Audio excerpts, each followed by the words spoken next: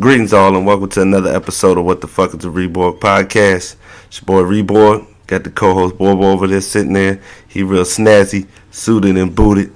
Took the homie to the groomers on Wednesday. And let me tell you about these motherfuckers. Usually I take them to the groomers. It take maybe about an hour and a half, 2 hours tops. You know, they get a homie a cut. He clean. He looks smaller and shit like that. And, you know, smelling fresh. And he good to go. I think I already told y'all that once he get in the car, once he come from the groomers, he cries like shit. I don't know what the fuck it is. Maybe he don't like being that naked in the car. I don't know what it is. But he comfortable with the cut when he home. But that drive home, he is a fucking wreck. But these motherfuckers got the goddamn nerve. I dropped him off at 11. His appointment was at 11. I took him at 10:50, you know, just in case, because you don't want to go there at 11:01 and then give your spot to somebody else. But two things. One, I probably spoke on this before. They put a fucking scarf on him every time he go to the groomers. And I don't give a fuck how many times I tell them not to. It's even written on my card that, you know, they use for my contact list. Don't put a scarf on him. And this motherfucker come back with a scarf every goddamn time. So I'm going to just save my breath.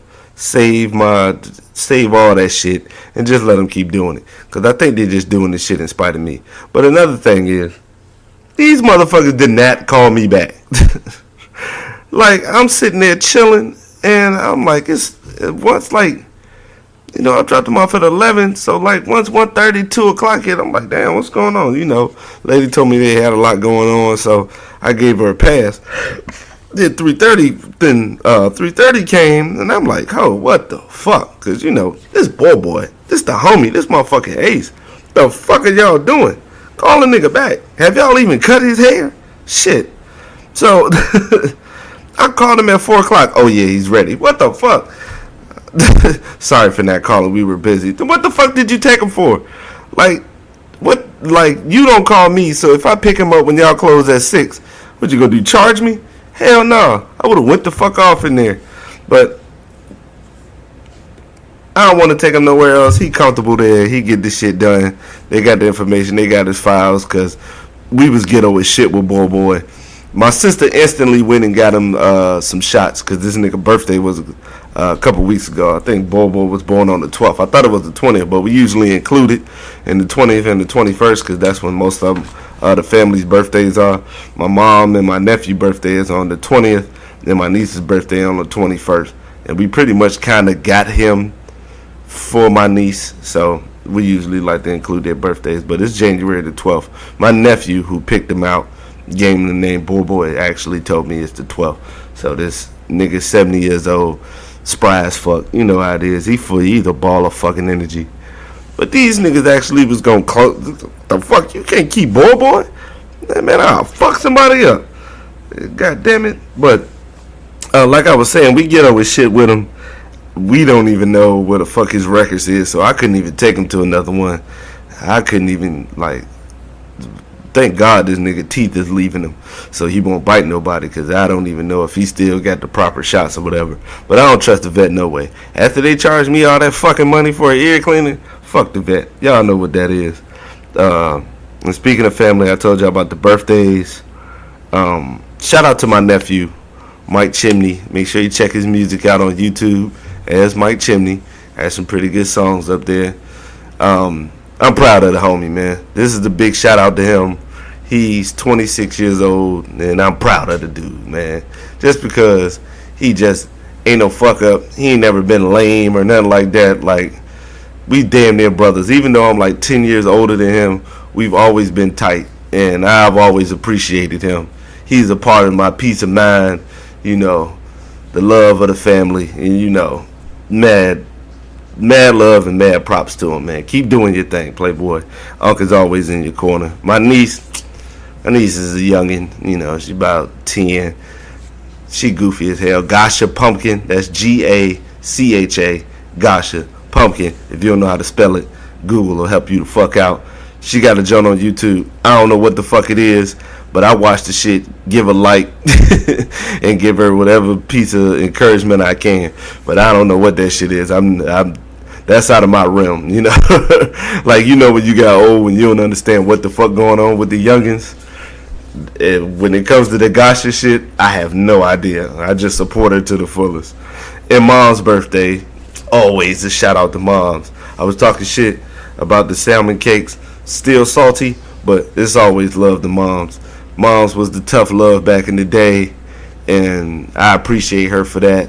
Even though I kind of had my head on straight, I still wanted to do silly shit, because that's what kids do. That's what teenagers do, and I appreciate her for not blowing a gasket or fucking losing it because I didn't do what she said instantly. Okay, now that we got that,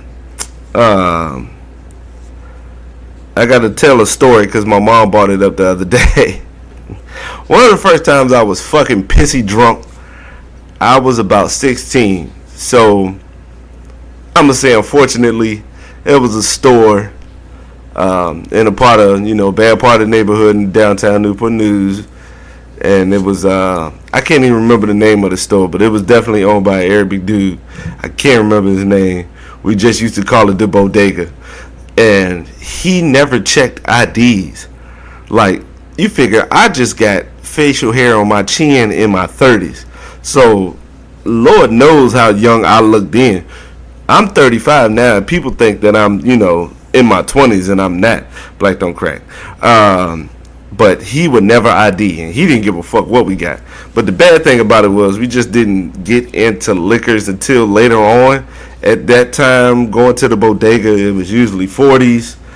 Old English was my preference. I kind of wish St. Ives was still out back then, because if you in my age, like early to mid 30s, you remember the Nate Dogg commercial? Step into the corner store, you know what I'm looking for. St. Ives. Like, I always wanted one from that one.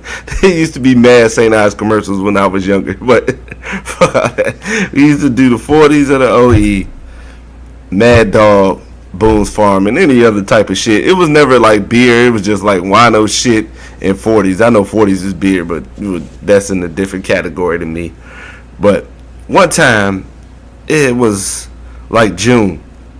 Wonderful day outside. It was like high 70s, but it was like a little breeze going through, and it was a good fucking day. So we go to the bodega. I gets the 40. I smacked the junk. I don't know what happened. My tolerance was a lot higher when I was younger. And I'm talking about like teenage years. From like when I started drinking when I was like 14, 15 years old, all the way up to about 24, 25 was when I could drink. The older I'm getting and the less that I don't do it consistently, because I didn't do it consistently then. It was like once every, 2 weeks. And I was still cool then, but now, fuck, I got to pace myself like a motherfucker, because I ain't got time for that drunk shit. Hell no, I've only had one hangover in my life. Never again. And I'll get to that story at a later date. But here you go. I smacks the 40. Me and the homies, we down in some weed. We, chiefing up. And my homeboy, he couldn't really drink like that. So he only got maybe about a quarter of the 40 he drank.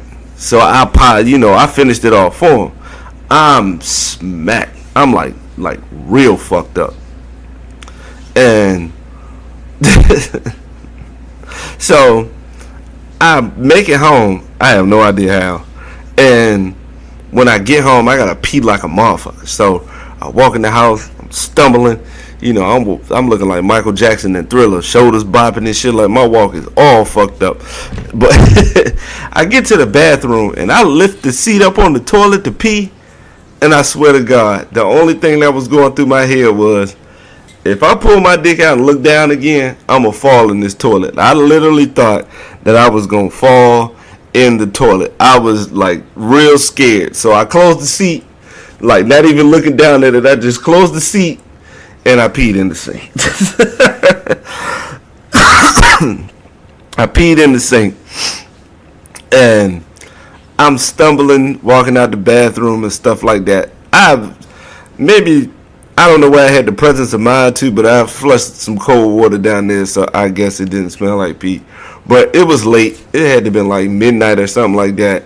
And moms usually didn't go to sleep until I got home. Because, she was, just that motherly, worrisome thing that she had going on. That's how she would do. And she sees me and she walks me outside. Now, I don't know if she thought I was going to throw up or anything like that. But as she walked me outside, I didn't notice the door was locked. So when I thought I was alright to go in the house, I didn't. I turned the knob, it didn't lock, and I fell asleep on the side porch. Woke up early in the morning, and Daddy let me in the house. Get your ass in here. I just walked to the bed, and that was it. So I peed in the sink and slept on the porch. But that was, I talked to her about that, and she still don't like it. And when people get over the shit when they actually laugh with you about it. Cause I remember talking to her about when I was a little kid how I used to be in the bathroom. This was maybe when I was like 6 or 7 years old. I used to like fuck with her shit, like pour her perfume out and put water in it, or pour nail polish remover or something like that in the shit. And she laughed about that. But when I brought up that pissing shit, when I brought up that drunk shit, she was still not laughing. Which shows she's still mad about that shit. Mad props to moms. And another topic that somebody brought up, one question I hate, because I got an extensive cooking background. I spent 6 years cooking in the military. I got a culinary degree from the Culinary Institute of Virginia and stuff like that. And I've always I've been working in the kitchen at least for 10 years, for real. And I hate the question, what is your favorite thing to cook? It don't fucking matter. To be honest with you, that I'll make whatever the fuck I feel like. Like, I don't have a favorite food because I'm fat. I'm a big motherfucker. I'm 6'1", 240, so eating ain't no problem. So that's not my thing. But when I found out that I could cook, I'm not one of those people who, I'm not going to say I'm not confident in myself. I'm not overly confident in myself. So if people tell me the food is good, that's when I'll say, oh, okay, I did all right on that. But I didn't think I could really cook until I took the mac and cheese over to Grandma's house for Thanksgiving. And Grandma asked me how I made it. And that was it. I stamped that shit myself. Signed, sealed, delivered. When my grandma asked me how did I make my macaroni and cheese, I knew what was up. Because if you fuck up the food, ain't nobody asking you how you make it. And if they do, they're asking in a joking way. Like, they're already asking, laughing. My grandma pulled me to the side. How you make that mac and cheese, baby? Like, how you make that mac and cheese, Mom? And I was like, yeah, that means my shit was righteous. So that's when I figured out that I could cook, when I impressed Granny with the shit. Okay? Y'all already know what it is. Getting to these topics. Let's go ahead and give a round of applause and a point and laugh to Adrian Broner for thinking he won that fight. Let's chalk that up. Can we get, hey, it's good. Can the congregation give him a nigga, please? Thank you very much. Nigga, please. You know goddamn well you ain't win that fight with that dumbass speech. You sound dumb as fuck. Shut the fuck up. Take that L and go learn some skill or do something. Because I already knew from the giddy up that I didn't give a fuck. I was offended that they put this shit on pay-per-view to non-champions. These niggas ain't even up-and-comers. One nigga is past his prime. The other nigga just ain't as good as people made him out to be. I thought he was a talented boxer, but that next Floyd shit, I wasn't feeling that shit. I wasn't as big on him as other people were. I didn't think he was going to get this bad where he lying about losing, but he got to cut it the fuck out. And then Keith Thurman won. He beat Josecito Lopez. And he had the nerve to call out Manny Pacquiao. Now, you know this channel. You know I've been calling out this punk ass nigga, Keith Thurman, for a minute. And for any of you bum ass critics talking about you won't say that shit to his face. Number one, I will. And number two, I'm going to say this shit like that nigga ain't going to duff me out. I'ma still speak my fucking mind. Don't make it think I could call that nigga a duck artist, cause he is. He been ducking the shit out of a lot of people. Won't get Garcia's rematch. He won't fight Errol Spence. It's a lot of motherfuckers in the division. I've been calling out Keith Thurman. For you to call out Pacquiao, this little tiny motherfucker, he ain't enough steroids in this world to get this nigga the middleweight. Cut that shit out and fight a real fighter, nigga. And then I heard, I saw Terrence Crawford is fighting Amir Khan. Which on paper looks good, but everybody knows Amir Khan. We know what it is with him. It only takes one punch. He will go to sleep at the drop of a fucking hat. Punch to him is nothing but goddamn leather melatonin. Because as soon as that chin get touched, he's gone. He's out of here. Everybody knows he's going to sleep. He's done it time and time again. So, whatever. I'll watch it because I fuck with Crawford. And Crawford been doing a little ducking too. Because for you to call out a man who ain't even a contender no more. Because after Canelo duffed him out, I would, when somebody get knocked the fuck out and you glad that they actually get up, you like, oh, okay, he's cool. That's how you know somebody got fucked up. All right. But that's a worthless fight. Crawford, fight the winner, Errol Spence. Mikey Garcia. That's what the fuck I'm waiting on. Javante Davis fighting in nobody too, and he talking big shit just like Broner was. I'm not saying his career is gonna be the same, but like I said, I haven't seen the dude fight anybody, so I can't even, agree with him on all these damn claims.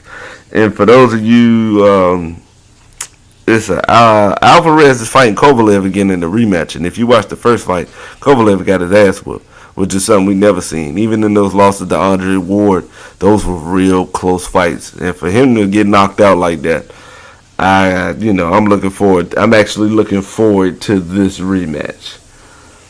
In football news, Julius Peppers retired. And I mention it because this is a player I've watched all the way up from college. Because I remember he was nice on the football field. I've never seen nobody that motherfucker size that done a backflip before, so I knew he was a real athlete. And he played on UNC's basketball team. Like, he was getting like real burn. So he was a hell of an athlete. His lack of football knowledge caused the Panthers from winning the Super Bowl because Belichick knew he ain't have no rush defense, no running defense, and he was running the ball right at Peppers a lot that game. But shout out to him. I'll say he a first ballot Hall of Famer. He put in work. He did his thing. Glad to see the homie ride off in the sunset. And since we on the football news, the awards were tonight. I wish I gave a fuck to continue on with this, but I don't. Let's go ahead and check out, talk about the conference championships. I know New Orleans. It was fucked up. They missed the call. But you know what else was fucked up? Y'all falling short in overtime. You've had plenty of opportunities after that fucked up call to still put away the game or put yourselves in position to win, and you really didn't. And y'all played scared. Like, Breeze wasn't throwing deep. I can't put this on that one call. Y'all came up short. And I hope next year that y'all can get this shit done, because last year was some goofy shit and this year was some goofy shit. Let's just hope you play football and you make that shit happen. And shout out to the Rams, because the Rams didn't give a fuck. Sean McVay don't give a fuck. Sean McVay is putting confidence in Jared Goff. That's just, it's crazy, because they didn't give a fuck. Even when they were putting people, like, they had people in the back, Saints defenders, looking for the deep pass. The fucking Rams were still throwing the deep pass. Like, they were like, you're not going to stop what we do.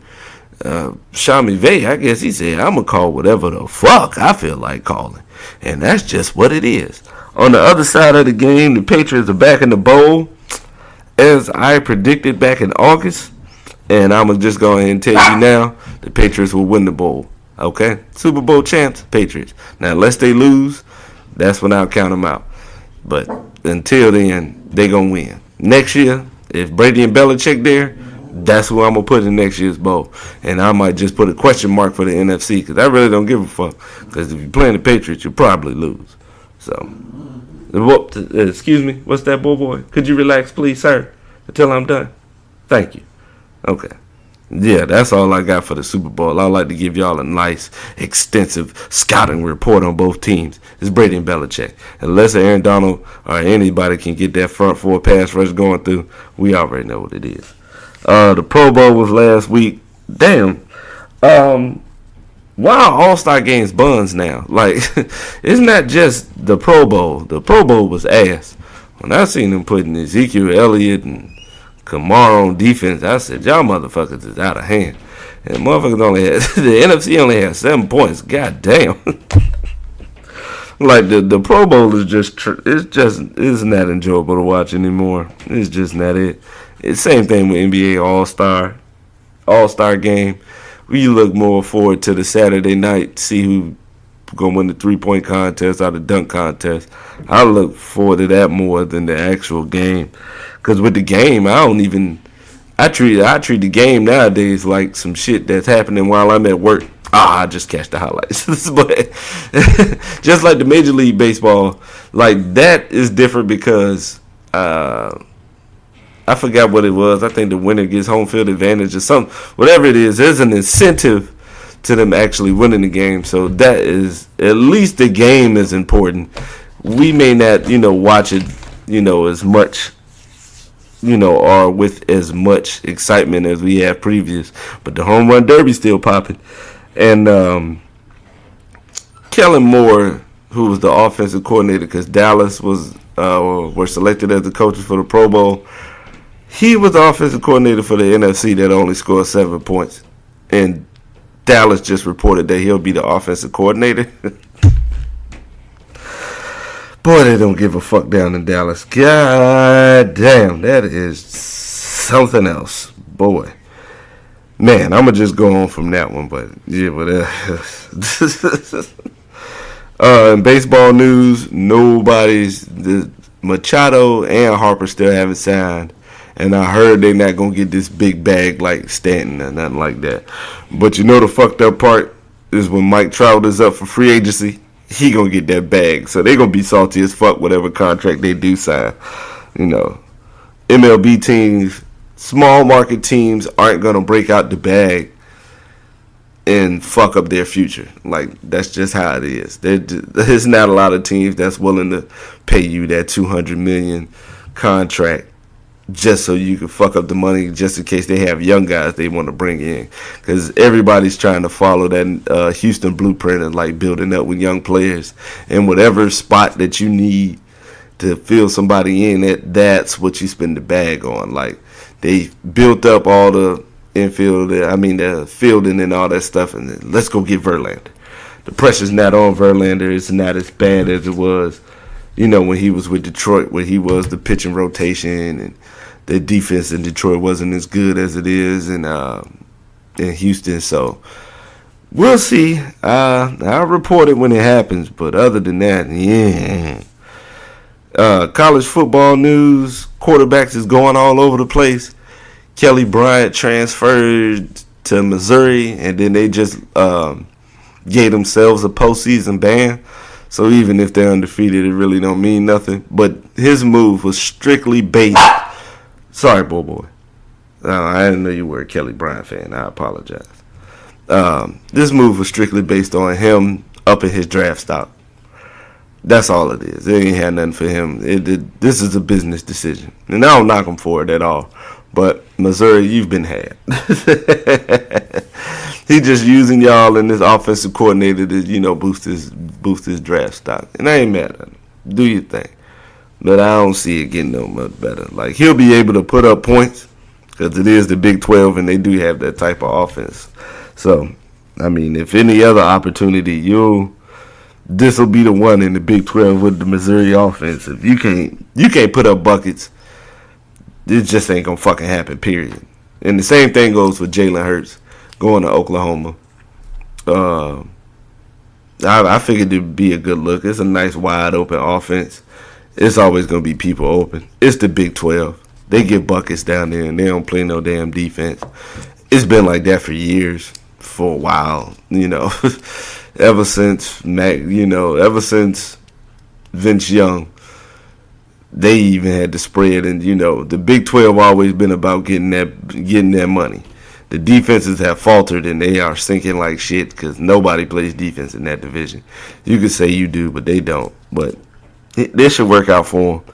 He's a runner, so that adds, more plays to the playbook. But good luck to him. And I guess people were saying that the Oklahoma move was to, see if he could get a revenge game against Alabama. That shit ain't gonna fucking work. If they shut down the goddamn Heisman Trophy winner, what make your subpar throwing ass think that you could beat the team that you were just on? They already know what you gonna do. Okay? Shit. You gonna put the team behind the 8 ball with that bullshit. Fuck out of here. More power to you though. And Tate Martell decided to go to Miami. I don't know. Shit in Miami is just getting weird. Mark Richt retires out of nowhere. I like the Manny Diaz hire. And I like the offensive coordinator hire. Because he put somebody in the position that was getting ready to be the offensive coordinator at Alabama. And he, made that for himself because he's a defensive coach. And one thing about defensive coaches, growing up, they really didn't try to get the right offensive coordinators. They'll get the people that'll help you out like that. Like Sean McVay was smart enough to get Wade Phillips, as I stated before. And have y'all seen Wade Phillips with these goddamn cowboy hats?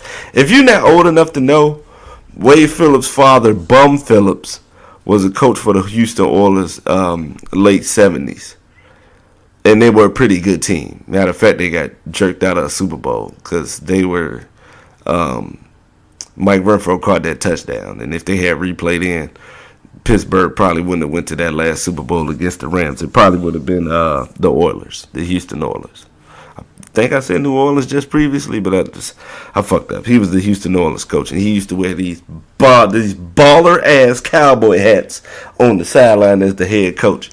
And he been wearing them off the plane and stuff like that. I wish he would wear one at the Super Bowl. That shit'll be sauce. But just shout out to him with that baller-ass cowboy hat. You just gotta, when it comes to coaching, you're not strong in everything. So get somebody that'll help you get these dubs, Make it easy on yourself. So that's what I do. That's what I did like about the Manny Diaz. Now the Tate Martell move, I don't know. Because he ain't fucking played yet. Like, you ain't had no fucking burn, man.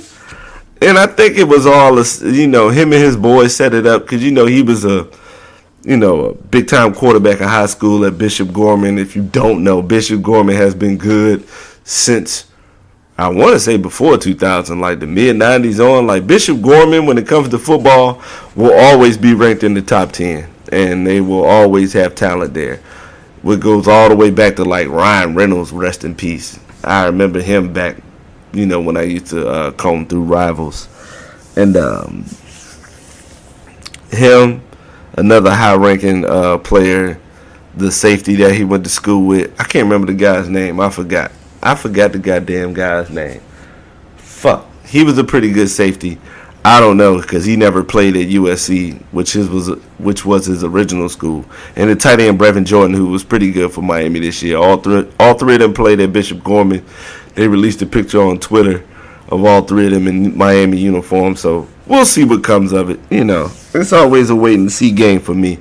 I don't like to shit on people on the initial. If I do, it's just for the laugh. But in all actuality, it's all just a wait and see game for me.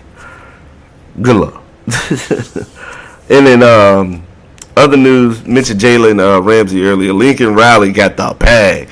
Oklahoma said, God damn it, we may not win a championship, but damn it, we'll at least win this conference with you here. And we definitely don't want your ass going to the NFL because they already threw money on the initial. And every year he stays at the school, it's more dough added to the bag. So shout out to him. Get that paper. I don't see you winning no championship no time soon. Because that defense is still ass. But, more power to you, man. Make it happen. And in the You Fucked Up award for this for the month of January, it goes to USC. Top recruit Blue McCoy out of Mater Dei High School in California at the Army Army All-American game. I tongue twisted the shit out of that. God damn. Nigga, tongue fell asleep. I fucking stink. Did you hear how I fucked that up? And I've been saying Army All-American game for a minute. Like the last podcast I was talking about that shit, and all of a sudden I can't. I fucking suck. But Brew McCoy at the Army All-American game committed to USC, the Trojans. I don't want no South Carolina fans getting up here. Y'all know goddamn well y'all in USC. USC is the University of Southern California. Troy. Two fingers, bitch. LA. Alright, that's who we talking about.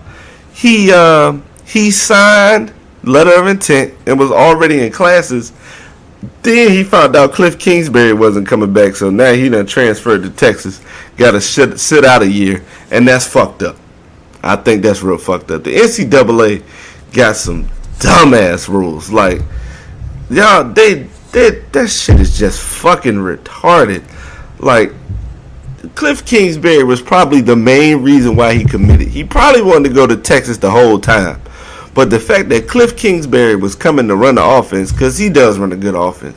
He's not a great head coach, but offensively, he can put some points out there. You gonna get some buckets. And for you to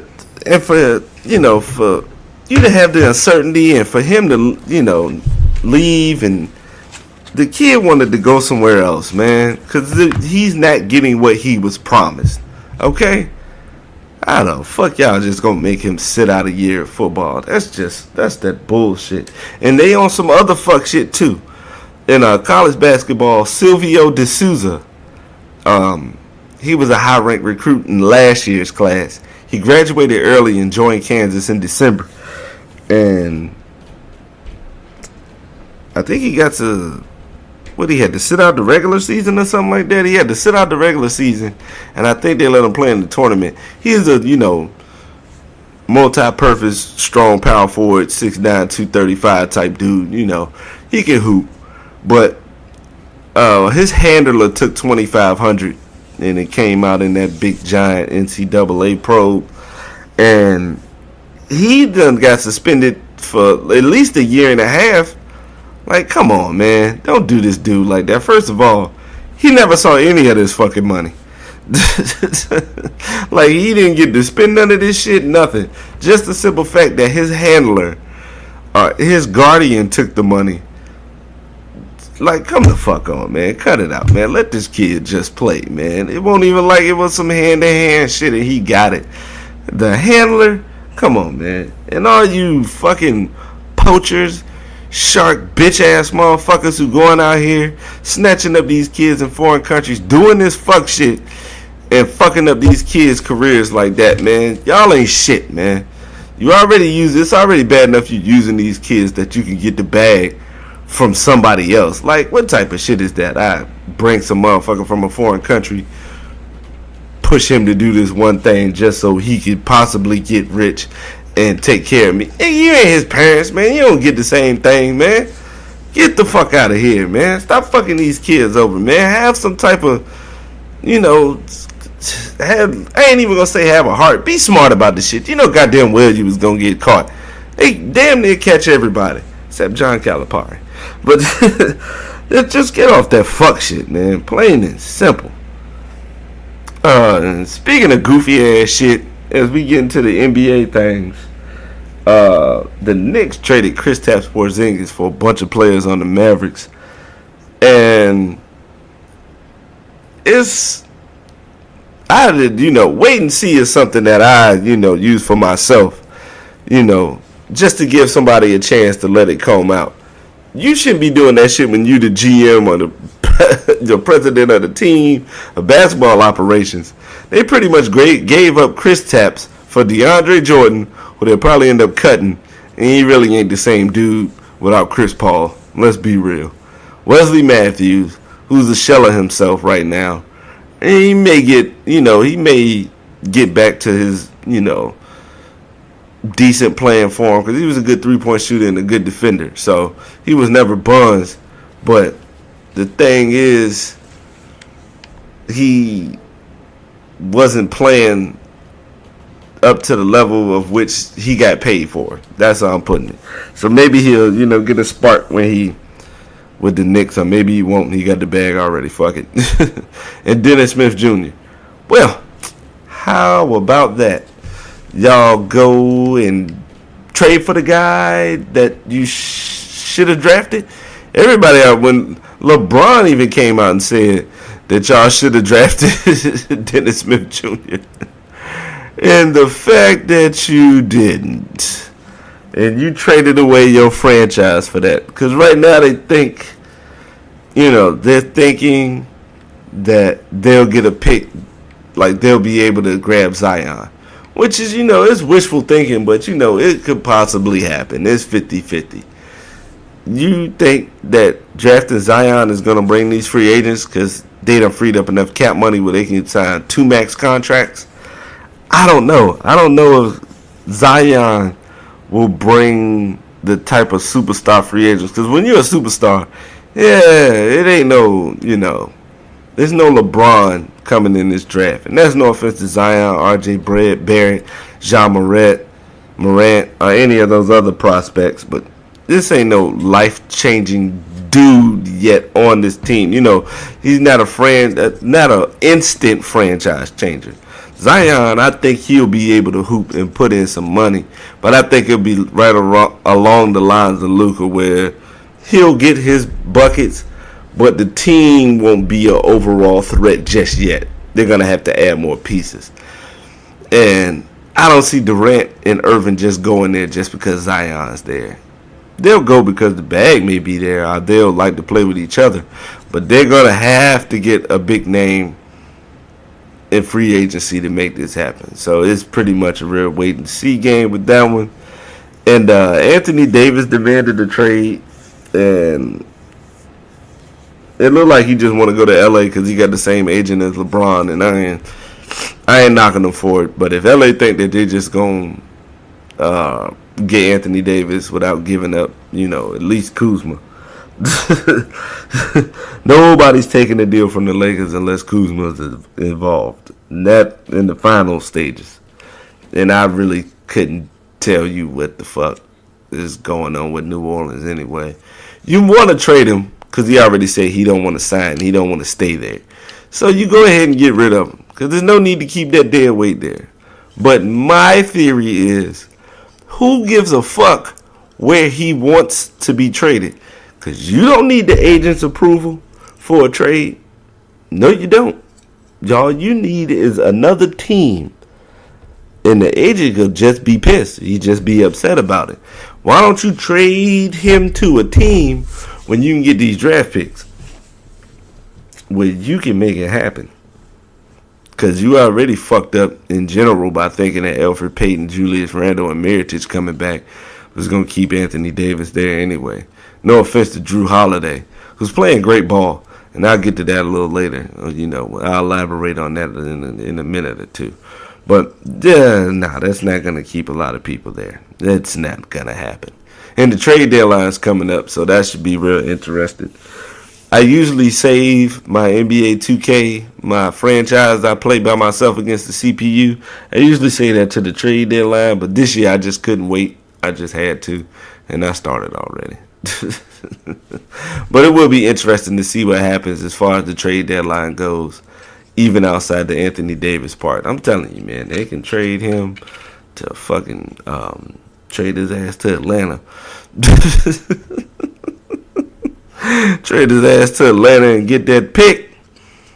I mean, you might not get Zion, but you can get R.J. Barrett, you can get John Morant, you can get somebody.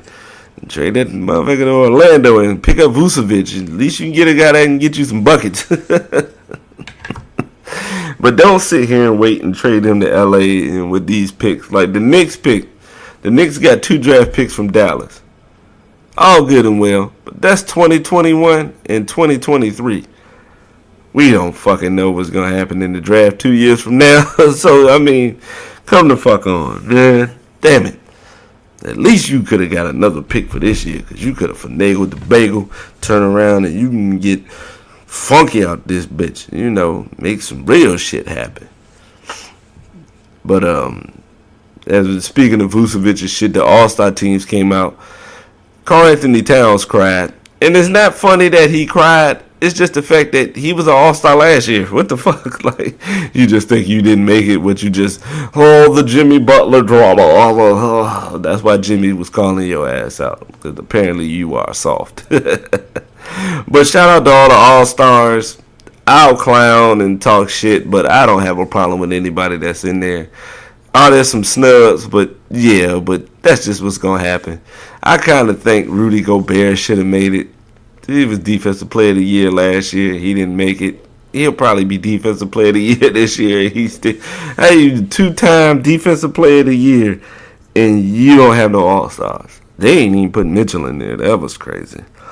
Matter of fact, the fact that Rudy Gobert didn't make it and Dirk and D Wade did, these old niggas is more important than your defense, nigga. Farewell tours, man. Just tell them you retiring and then don't do it. Then you'll get in next year. Fuck it.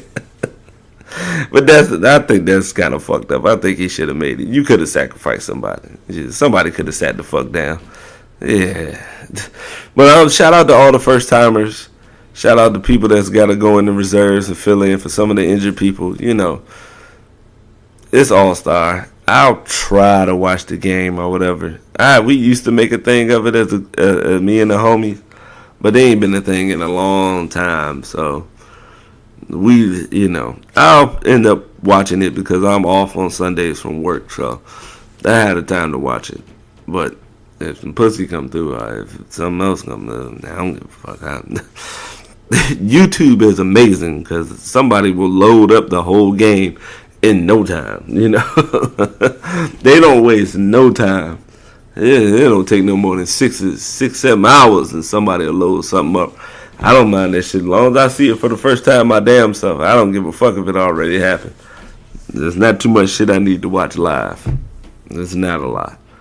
Like that Deion Sanders 30 for 30 came on the other day, and I missed it, but I got YouTube TV, so I'll be able to get that shit. I'm about to get rid of YouTube TV. You shouldn't be charging me $40 for this shit. Y'all a little outrageous with the shit. Like, I'm going to have to look it up, where you can just pick and choose what you want to watch, because I really just need this shit for college basketball. There's a lot of channels that the tournament will be coming on March Madness, and I love March Madness, and I need every piece of it. I don't fill out brackets no more because it's too many goddamn teams. You don't know what the fuck's gonna happen. And I'm usually wrong any damn way. So, last thing I need is a piece of paper telling me how bad I stink. So, I probably won't be doing that shit. Yeah, I don't think I got anything else. Let me check my list. Let me go through my script. No, I ain't got shit else. LeBron came back and then turned around and sat out the next day. You don't want none of that Warriors smoke, huh, homie? Wait till you get Anthony Davis before you play them niggas again.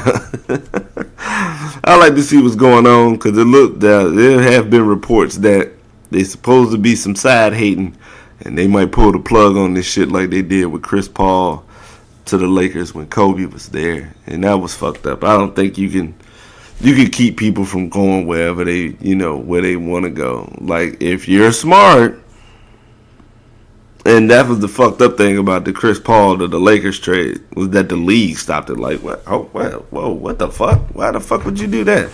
David Stern, it will make people too dominant. You don't give a fuck. As long as a popular team is in the finals, you don't give a flying fuck. You either want the biggest player in the finals. And usually the biggest player in the league is already on the popular team. Nobody gives a fuck about Cleveland now. Yeah, all you motherfuckers gave up on Cleveland. And they don't give a shit. So, I don't know who gonna come out the East. Because Kawhi Leonard's only popular among basketball fans. If you're a casual fan, you ain't paying that much attention to Kawhi Leonard. You probably ain't even paying that much attention to the Greek Freak, because I really would like to know who, I want to ask a casual fan outside of that, like, do you really know who the Greek Freak is? I know it ain't Philly, because they got Jimmy Butler, and they don't want him. He's tarnished goods, He's an asshole and a half, and, they don't like that shit, so we shall see on that one. But thank y'all for sitting here listening to me babble about bullshit. I will be back to do it again because that's what I like doing and I enjoy this shit. In the future, we gonna try to add more people in here. I ain't saying the next episode, hell no, but at least before the summer hits, we gonna be having guests and all that other shit and things and this, that, and the third. Really want to bring the homies up here because we have great conversation about sports and not just sports but just shit in general, sports and the entertainment field and all that shit. We're not really that big into politics, but it can conjure up a good conversation. So y'all will be getting that. Definitely want to get my pops up here. Because I would love for y'all to meet my idol and the coolest person I ever met. And when I mean idol, it's just somebody I looked up to. I don't see him as a god or no shit like that. He's just somebody I looked up to. One of the funniest people I've ever met in my life. And I think it's a gift for me to share, my hero to y'all. Because I think y'all will fucking enjoy him too. As much as I have enjoyed him being my father. But thanks for being in this bitch. Boy over there chilling, nuzzled up like a croissant or a cinnamon roll. But we about to be out here, man. I'll talk to y'all after this goddamn Super Bowl. Yet another Super Bowl the Patriots will win. That goddamn time terrific. Y'all be easy, man. I'm out.